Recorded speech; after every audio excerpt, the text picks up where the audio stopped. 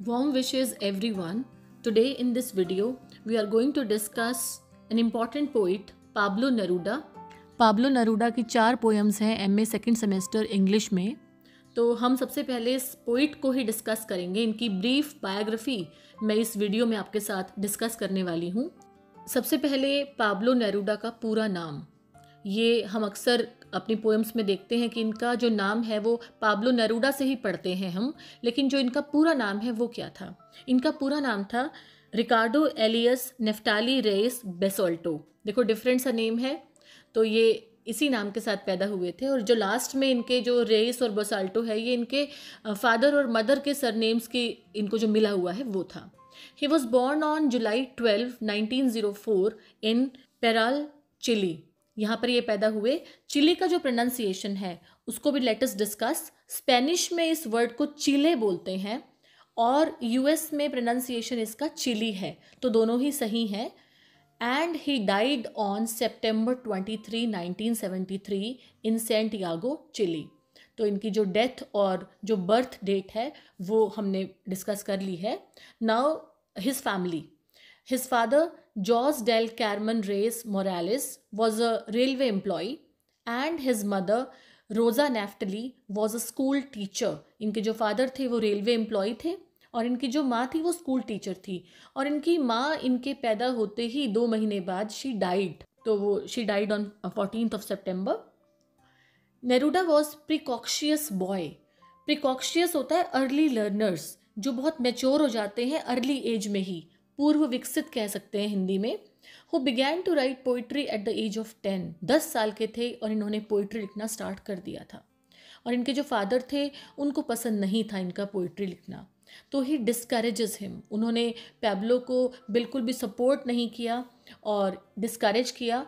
And he never cared for his poems. ना कभी poems की तारीफ की, ना इंकरेजमेंट मिला घर से, which was probably why the young poet began to publish under the pseudonym Pablo Neruda. और इसी वजह से इनको अपना नाम जो है बदलना पड़ा अपनी कविताओं में, which was legally to adopt in 1946। और ये नाम इन्होंने लीगल करा लिया था कब? 1946 में। Now the contributions in the literary field, he was one of the greatest poets of the 20th century. बहुत सारे वर्क्स हैं इनके नाम। ग्रेटेस्ट पोइट थे 20th सेंचुरी के। Famous for his love poetry, political poetry and surrealist works. Surrealist works क्या होते हैं? जो बहुत अनयूजुअल होते हैं, जिनमें expression of the unconscious mind, जो हमारा अचेतन मन है, जो हम पढ़ नहीं सकते, जो मन के बैक उसमें चल रहा होता है हमारे विचार, उनको इन्होंने एक्सप्रेस किया। Often resulting in illogical dream like ideas. और बहुत एक अनयूजुअल से एक्सप्रेशंस थे इनकी पोइट्री में। लव पोइट्री थी, पैशनेट थी, पॉलिटिकल भी लिखा इन्होंने। Published 20 love poems and a song of despair at the age of 19। 19 साल की उम्र में इनका जो ये वर्क है 20 लव पोएम्स, ये पब्लिश हुआ था।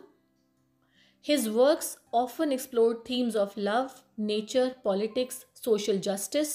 ये जो सारी थीम्स हैं इनके वर्क्स में ये रिफ्लेक्ट होती हैं। And he was awarded the Nobel prize in literature in 1971। This is the most important thing. ये आप कोट भी करेंगे क्वेश्चंस में कि नोबेल प्राइज़ भी मिला इनको 1971 में। और इनका एक अलग से पहलू है इनके करियर का कि ये डिप्लोमैट भी रहे हैं। पॉलिटिकली भी इन्होंने बहुत कुछ काम किए। He served as a Chilean diplomat in countries like Spain, Mexico and Argentina. Diplomat क्या होता है? A person appointed by the government to conduct official negotiations to maintain political, economic, social relations with another country, जिसको हिंदी में बोलते हैं राजनयिक।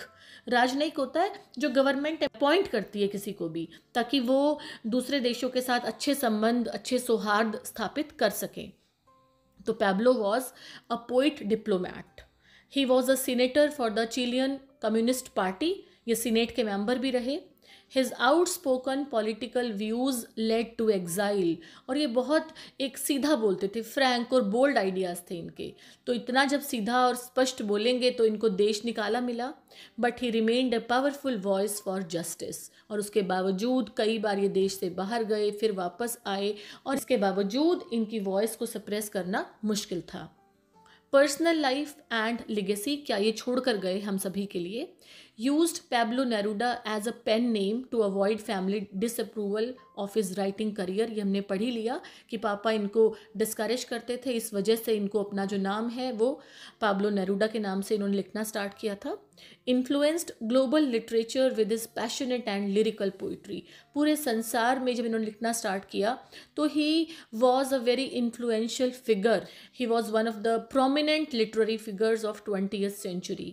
Died under mysterious circumstances shortly after the 1973 military coup in Chile.